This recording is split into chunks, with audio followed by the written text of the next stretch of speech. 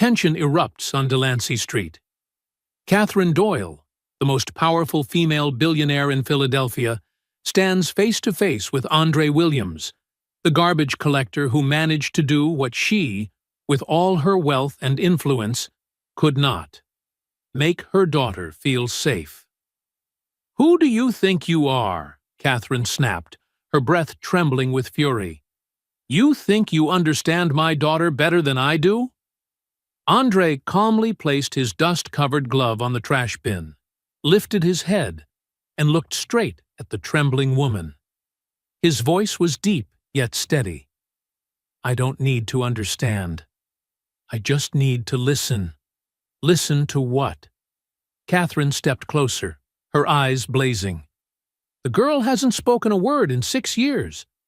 6 years? What could you possibly have heard? Andre's lips curved slightly, his gaze unwavering. "Exactly. Those 6 years, did you ever truly stay silent to listen? Or did you just keep talking, pushing, demanding she respond?" The words landed like a slap straight to Catherine's heart. Behind the iron bars, Lily's eyes widened as she followed every exchange. For the first time in her life, the girl witnessed someone daring to tell her mother things she had never allowed herself to hear. This is the story of how a quarrel that seemed to be nothing but fire and rage became the beginning of a child's path to healing. If you believe there are truths that must be spoken, no matter how hard they are to hear, hit subscribe to True Tale Time now, so you won't miss stories as gripping and emotional as this one. But what could drive a proud billionaire woman to scream at a sanitation worker? And why would a child raised in luxury find peace in a pair of calloused hands? To answer that, we need to rewind time, back to the heavy silence inside the mansion at Society Hill. Philadelphia, Monday morning. 2 completely different lives begin a new day, unaware that in just a few days, fate would force them to cross paths in a way no one could have imagined. Society Hill, 5:30 a.m. Catherine Doyle woke before the alarm rang. Not because she wanted to, but because her sleep was always haunted by the same nightmare: her daughter calling "Mommy" in a sweet voice.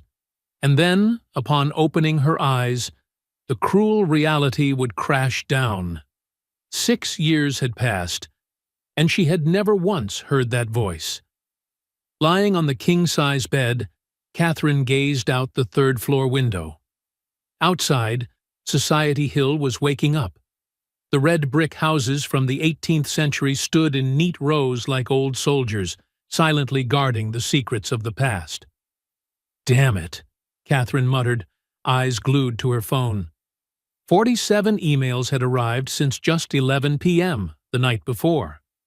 Wall Street never slept, and neither did Catherine.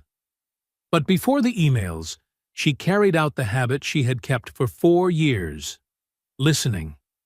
Barefoot on the Persian carpet, she stopped in front of Lily's door. Pressing her ear against the oak, Catherine held her breath, hoping, just once, to hear her daughter talking to herself, humming a tune, or even just sighing softly. Silence. Always silence. Catherine gently pushed the door open. Lily was fast asleep, clutching the brown teddy bear, the last gift from David, the husband who had died in a car accident. Streetlight spilled through the curtains, casting pale golden streaks across that angelic face. "Stay strong, my little girl," Catherine whispered. "Today will be different. I believe it will." But deep inside, she knew she was only lying to herself. Just 15 minutes away, in a shabby 2-bedroom apartment in West Philadelphia, Andre Williams was waking his son in a very different way. "Rise and shine, champion," Andre patted Isaiah's leg. "Smell that?" Dad's famous pancakes Isaiah, 12 years old, tall with the same eyes as his late mother, chuckled sleepily. Dad always says his pancakes are famous, but you only ever make them for me. Exactly. That's why you're the luckiest kid in Philly. Andre sat on the edge of the bed. Monday. Remember what I always say? New week, new opportunities. Isaiah repeated with a half-smile. That's my boy. They sat together in the small kitchen, morning light streaming through the curtainless window. Nothing fancy, just an old wooden table, two mismatched chairs, the smell of pancakes mixing with coffee. But here was something Catherine's million-dollar mansion never had. Laughter. Dad? Isaiah said carefully as he poured syrup. Yesterday, Johnny at school asked why you don't work in an office like other dads. Andre froze, fork and knife in hand. It was a question he had expected, but was never prepared for. So what did you say? I said, my dad is the strongest man I know, and strong people do whatever it takes to take care of their family. Andre turned away, hiding his misty eyes. You really think that? Isaiah nodded, his voice unusually serious for a 12-year-old. I think Johnny may have a dad in a suit. But that dad definitely doesn't know how to make pancakes that taste like happiness. Andre laughed through the lump in his throat. And that was the difference between the two families. One had everything money could buy, but no laughter. The other had little, but was overflowing with love. You might be thinking, these two worlds would never collide. A powerful billionaire woman with a schedule packed to the minute, and a quiet single father making ends meet. Too distant, too opposite. But in a city like Philadelphia, where old cobblestone streets lead into struggling neighborhoods, sometimes it takes just one moment, and everything changes. Society Hill, 2 hours later. Catherine sat in her Bentley, phone pressed to her ear as the car stopped in front of St. Joseph's private school. Through the bulletproof glass, she watched Lily quietly walk into the building, not speaking to anyone. Catherine, are you still there? The CFO's voice crackled through the line. We need your approval on the Tokyo deal before noon. Yes, approve it, Catherine answered mechanically, eyes still fixed on Lily. Another girl ran up to strike a conversation. Lily only smiled, nodded, then walked away. Catherine bit her lip. Catherine? The CFO pressed. I said approve it, Michael. And book another session with the therapy team. We need to try something different. Hanging up, Catherine leaned back into the leather seat. Today she had 9 meetings, 3 interviews, 1 magazine photo shoot. And tonight, she would return home to a daughter who still would not say a single word to her. Meanwhile, in West Philly, Andre drove his old pickup to the sanitation company depot. On the radio, Stevie Wonder's Isn't She Lovely played, and he sang along, tapping the steering wheel. Morning, Andre. Joe, a 60-year-old co-worker, waved. Always up early, Joe. Early bird finds trash early. Andre grinned. How's Martha? Joe sighed. Doctor says her arthritis is worse. But she's stubborn, out in the garden every day. Andre listened with rare attentiveness. Since Sarah's passing, he had understood one thing. Every moment with loved ones is precious. Tell her if she needs help, I'll stop by. Isaiah should also learn what community really means. Joe chuckled, patting his shoulder. You've got enough on your plate already, Andre. Andre shook his head. All the more reason to teach my son. Community is where you give, not just take. Life has a strange way of pulling people together when they need each other most. And just one day later, on what seemed like an ordinary morning, these two worlds would collide. In a way no one expected. Because sometimes a chance encounter becomes a lifelong turning point. And sometimes a silent child is the very voice two adults need to hear. Tuesday, 8:15 a.m. on Delancey Street. Andre Williams's familiar green garbage truck rolled down the oldest cobblestoned street in Philadelphia. This wasn't his favorite route, not because of the heavy work, but because it always felt like he had wandered into a world that wasn't his. Society Hill, Andre muttered, his eyes sweeping over the million-dollar mansions lined up like fortresses. A place where people have everything, except time for each other. He stopped in front of number 412, a 3-story mansion with glossy black gates and a perfectly trimmed garden. Andre had heard co-workers mention this family, the youngest female billionaire in Pennsylvania, living with her 6-year-old daughter, the child high society coldly nicknamed the Mute Angel. Weird nickname for a kid, Andre frowned, dragging the heavy trash bin. Every child should be noisy and messy. That's what being a kid is. Just as he was about to dump the trash, a small sound came from behind. Andre turned. Behind the iron bars stood a little girl, about 6 years old, golden hair, piercing blue eyes. Her elegant pink dress only highlighted the stark contrast with the sadness in her gaze, a sadness no child should carry. "Hello, little princess." Andre set the trash bin down, crouching to her eye level. "Were you talking to me?" Lily nodded, her tiny finger pointing at the pile of garbage. Andre followed her gesture. Among the plastic bags and boxes, a brown teddy bear lay crushed. "Oh, no. Is that your bear?" Lily nodded hard, her eyes brimming with tears. "Don't cry. I'll get it back." Andre carefully picked up the bear, brushed the dust off, and held it like a treasure. "What's his name?" Lily parted her lips, but no sound came out, only a pleading look. "That's okay. You don't have to say it." Andre gently pushed the bear through the gate. "Look at him, so soft, bow tie so neat. He must be very special." Lily hugged the bear tightly, and for the first time her lips curved into a smile. Small, but real. "You know what?" Andre lowered his voice warmly. "My son, Isaiah, has a bear just like yours. Maybe the two bears are distant cousins." Lily tilted her head, curious.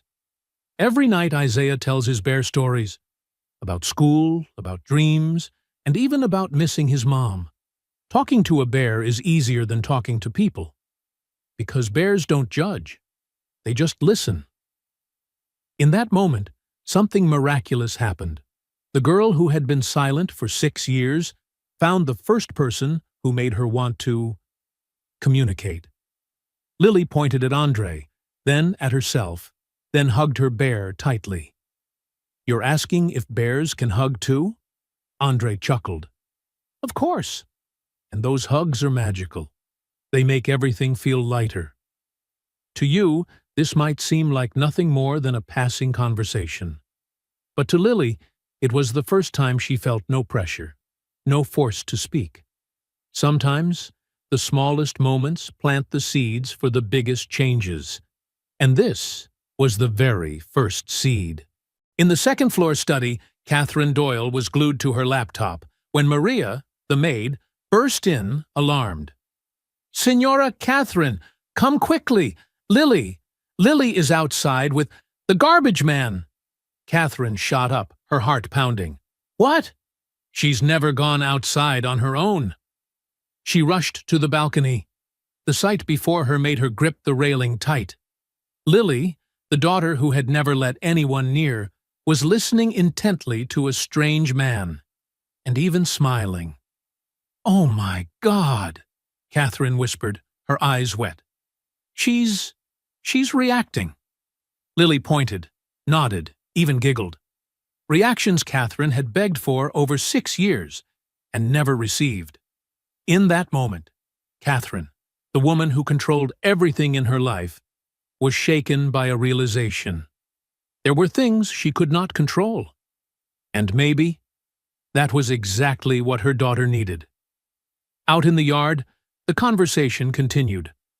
Andre smiled. You know what I think? I think your bear has been keeping all the words you've wanted to say these past 6 years. And one day, when you're ready, he'll give them back to you. Lily clutched the bear, her eyes lighting up. For the first time in her life, she felt understood without words. Andre stood. I have to go now, little princess. But I'll be back tomorrow, same time. Who knows? Maybe then you'll introduce your bear to me in a special way. Lily nodded, waving her tiny hand. Andre had just turned when a cold voice cut through the air. Excuse me. He turned. A tall woman, blonde hair neatly tied back, elegant black suit. Even without an introduction, Andre knew. Catherine Doyle. Yes, ma'am, Andre spoke. I don't know what you're doing, but my daughter is not allowed to talk to strangers. Andre glanced at Lily, now hiding behind the bars, hugging her bear tighter, then answered calmly. With respect, ma'am, your daughter was just talking to me. In her own way, Catherine froze. She doesn't talk to anyone. She has a medical condition. Andre held her gaze. I'm sorry, but in just these few minutes, she's said more to me than she has in 6 years. Catherine's eyes swept over him. The stained orange uniform, the dusty gloves, the stench of garbage. I appreciate your kindness, but she needs doctors, not small talk from a stranger. Andre nodded slightly. Doctors are great. But I believe sometimes what a child needs most is simply someone willing to listen. The air grew heavy. Catherine felt the blood rush to her face. I think you should leave now. Andre turned to go, but before walking away, he looked back. See you tomorrow, little princess. Don't forget what we just talked about. The garbage truck slowly rolled away. Lily remained, watching until it disappeared at the end of the street. Lily, come inside. Now Catherine called. But, for the first time in her life, Lily didn't immediately obey. She stood a moment longer, clutching her bear tightly, then walked in. And Catherine knew something had changed. Something beyond her control. That evening, in Andre's apartment. Dad, you've been quiet today, Isaiah said as he grabbed a pancake. Something happen? Andre smiled faintly. I just keep thinking about a little girl I met this morning. She reminded me of you, back when Mom first passed. Isaiah nodded, thoughtful. I remember. Back then, I didn't want to talk to anyone. I was mad at everyone, except you. Why except me? Andre asked. Because you didn't try to fix me. You just sat with me. Andre wrapped his arms around his son. That's right. Sometimes people don't need to be fixed. They just need someone willing to sit beside them in silence. Meanwhile, Catherine stood outside Lily's room, listening. And for the first time in weeks, she heard small sounds. Not clear words, just whispers to her teddy bear, but unmistakably Lily.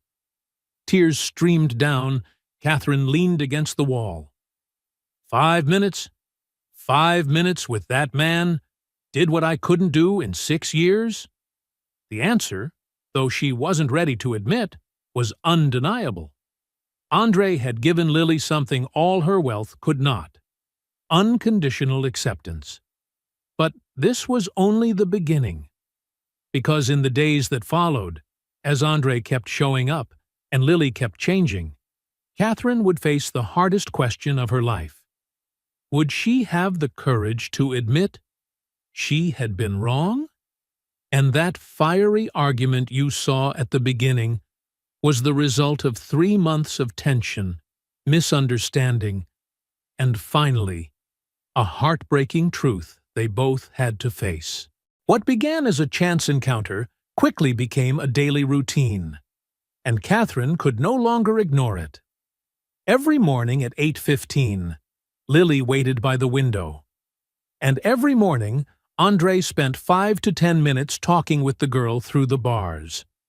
Catherine watched from the second-floor balcony, her heart pounding each time her daughter responded. "This isn't right," she told herself. "I don't know anything about him." By Thursday, Catherine decided to act. She called the city sanitation company. "Hello, this is Catherine Doyle on Delancey Street. I'd like to ask about an employee. Andre Williams. Is there a problem, ma'am?"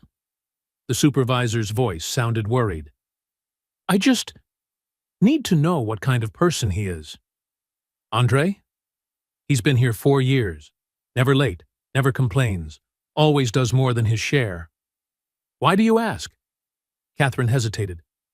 "He's been talking to my daughter." "Then that sounds like Andre. He's got a son, too. Real family man. His wife passed away a few years back. He's been raising the boy alone since." That information made Catherine pause. She had prepared for the worst-case scenario. But Andre Williams seemed to be a decent man. Lily began to change.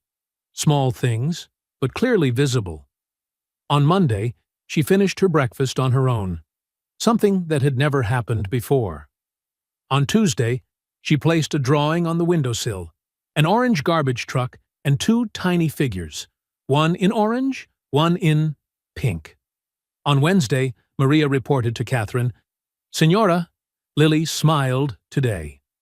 Not a forced smile, a real one. Catherine's chest tightened. Her daughter was smiling. At a stranger. With her mother, she was still silent. "Maybe I should talk to him," Catherine told herself. "Ask what he's been doing." But every time she was about to step out, there was an urgent meeting, a pressing email, or a call from Tokyo. By the time she looked up, Andre was gone and Lily was back inside. Andre began telling Lily about his son. "Isaiah started middle school this year," he said, while swapping out the trash bins. "He was scared on the first day." "Know what I told him?" Lily shook her head, eyes wide. "I told him, feeling nervous means you care, and caring is never a bad thing." Lily nodded and pointed to her chest. "That's right, Princess. Everything of yours lives here, doesn't it?" For the first time, someone told Lily that silence wasn't the lack of feelings. It was having too many. Andre also slowly noticed Lily's tiny tells.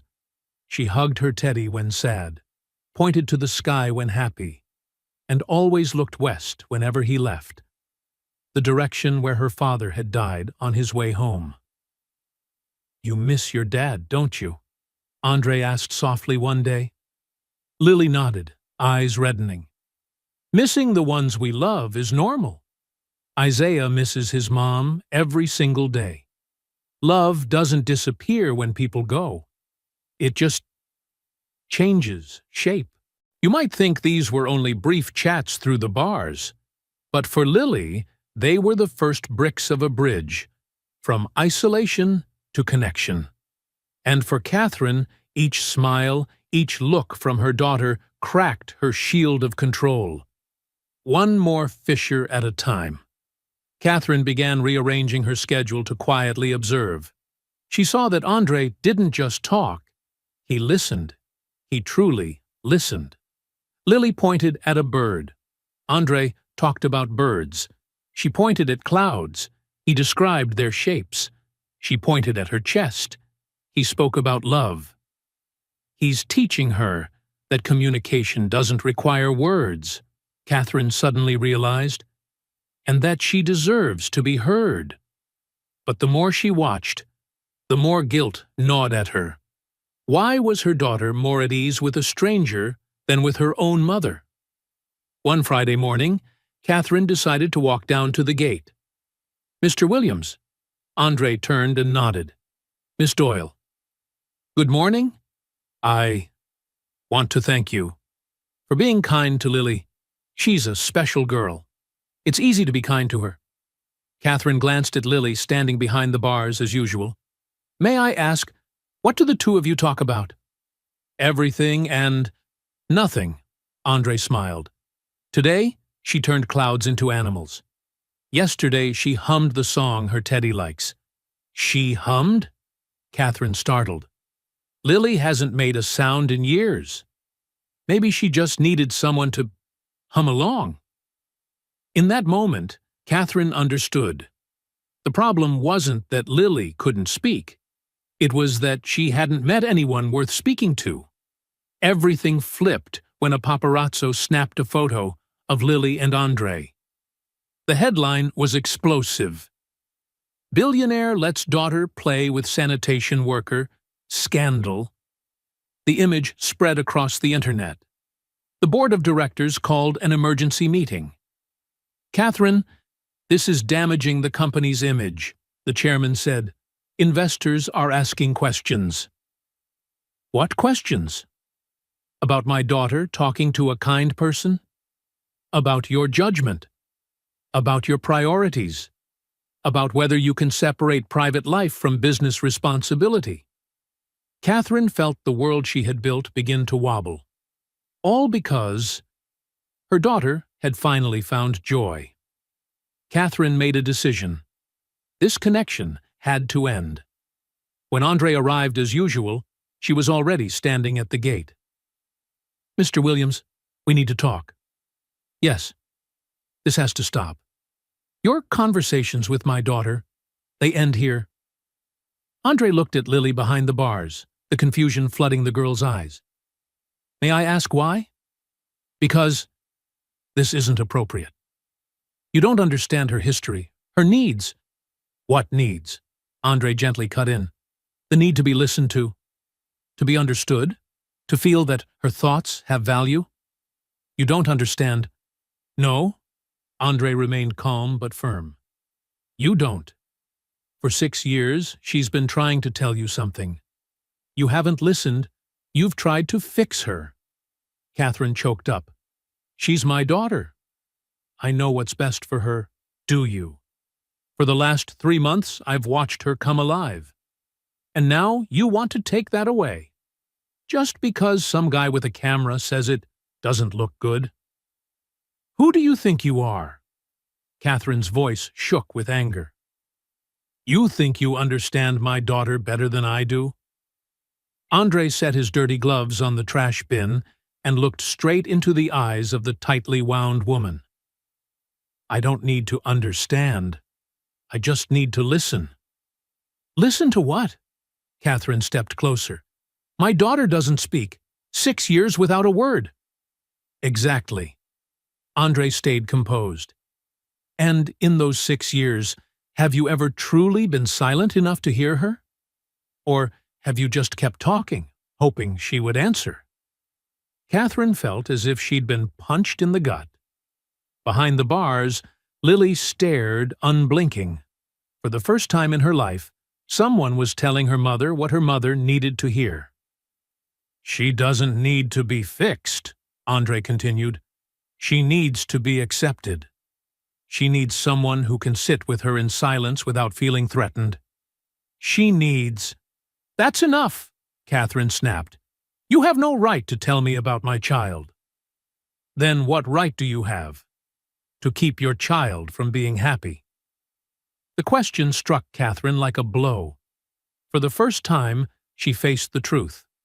For 6 years, she had tried to change her daughter instead of receiving her. And just then, something no one expected happened. Just then, a small sound came from behind the iron bars, cutting both of them off. Tap, tap, tap. Lily was tapping her finger lightly against the gate. Something she had never done before. When Andre and Catherine turned, the little girl pointed at Andre, then at Catherine, then placed her hand over her chest. "She's saying something," Andre whispered. Lily repeated the gesture, this time more clearly. Pointed at Andre, pointed at Catherine, then pressed both hands against her tiny heart. Catherine's voice broke. She's saying she cares about both of us. That moment was like a blade slicing through the heavy curtain between the two adults. For 3 months, Catherine had never admitted she was wrong. Andre had never backed down, and Lily had remained silent between their clash. Yet it was this child, the one with the least voice, who shattered the cycle with 3 simple motions. And sometimes, that is all it takes for 2 adults to realize. They've been so busy arguing, they forgot to listen. Lily stepped closer, her eyes glistening. She mouthed something. Catherine dropped to her knees, eye level with her. "My love, Mommy's listening. I promise I'll listen." Andre knelt beside her, his voice steady and warm. "Take your time, Princess. No pressure. We're here with you." And then, like a breeze stirring the leaves, a tiny voice broke the silence. "Sad." The world froze. Catherine pressed her hand against her chest, her heart nearly stopping. What did you just say?" "Sad," Lily repeated, louder, tears falling. "Mommy's sad." "Lily's sad," Catherine burst into tears. "Yes, sweetheart. Mommy is sad. Mommy has been sad for a long time." "Why?" The second word escaped, trembling yet strong. Catherine glanced at Andre, then back at her child. This was the moment she had waited 6 years for, and the moment she feared most, because to answer, she had to be honest with herself. "Because," Catherine's voice shook, "because I don't know how to be a good mother without your father." Lily reached her small hand through the bars, touching her mother's cheek. "Mommy, good Mommy." Catherine clutched her daughter's hand, kissing the tiny palm. "No, sweetheart. Mommy was wrong. I tried to fix you, only because I didn't know how to fix myself." Andre watched, his heart breaking. He knew this was a moment that belonged only to mother and daughter. But then Lily turned to him and spoke her third word. "Friend." Andre smiled. "That's right, Princess. I'm your friend. Mommy." "Friend too?" Andre hesitated, then gently. "That's for your mommy to decide." Catherine rose, wiping her tears. She looked at the man she had once seen as a threat, now realizing he was the one who had brought her daughter back to life. "Mr. Williams, Andre, I owe you an apology." "No need." "Yes." Catherine drew a deep breath. "I was afraid you'd take my daughter away. But the truth is, I lost her long before you came along." Choking, she admitted, "I wanted her to speak, only to prove I was a good mother. But you made her feel heard without a single word." Andre nodded. "Maybe I only recognized it because I've been there. When Isaiah lost his mom, he went silent too. I tried everything, doctors, therapy, toys. Nothing worked until I sat with him in his grief. I didn't try to fix him. I just listened." He looked Catherine straight in the eye. "Lily isn't resisting. She's protecting. Protecting herself and protecting you." "Protecting Mommy from what, sweetheart?" Catherine knelt, looking at Lily. "Protecting Mommy from Lily's big feelings," Lily said slowly. That was the answer Catherine had searched for 6 years. Her daughter had been silent, not because she couldn't speak, but because she was afraid her overwhelming feelings would hurt her mother. Catherine pulled her close through the bars. "I want to hear it all, sweetheart. The sadness, the joy, the anger, everything. I want to hear it all. Really, really. No more hiding. We'll face it together." Lily turned to Andre. "Andre, help?" Catherine and Andre locked eyes. The tension from 10 minutes ago had vanished, replaced by rare understanding. "If your mom agrees," Andre smiled softly, "I'd be honored to help." Catherine drew a deep breath and extended her hand. "Andre, would you like to come inside for coffee? I think Lily has more to say." Andre glanced at her pale hand with its perfect manicure, then at Lily's radiant smile behind the gate. "I'd be glad to."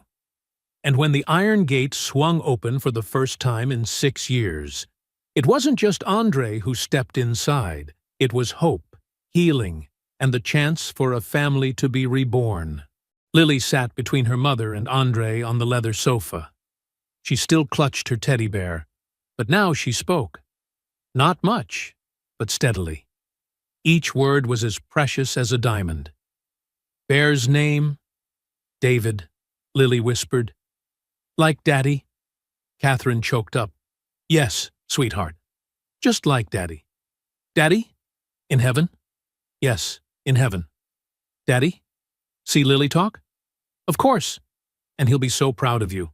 Lily turned to Andre. "Isaiah, come play?" Andre laughed. "You want that?"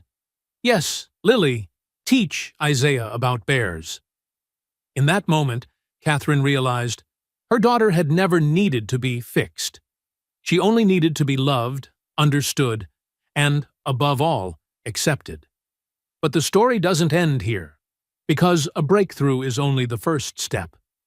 The true journey of healing, for Lily, for Catherine, and even for Andre, had only just begun. Catherine did something she hadn't done in 6 years. She canceled all her afternoon meetings to stay home with Lily. "Mommy no work?" Lily asked, surprised to see her mother sitting beside her as she drew. "Mommy work later." Now is Lily time. But Lily time turned out harder than Catherine expected. After 6 years without real communication, both mother and daughter had to relearn how to simply be with each other. "What do you want to do, baby?" Catherine asked. Lily thought for a moment. "Sit quiet." "Sit quiet?" "Like with Andre. Just sit." And that was Catherine's first lesson. Sometimes love doesn't need activities or words. It only needs presence. On Saturday afternoon, Andre brought Isaiah to the Doyle mansion. The 12-year-old looked a bit uneasy as he stepped into the vast garden. "Wow, Dad," Isaiah whispered. "This place is like a castle." "Remember what I told you?" Andre reminded him.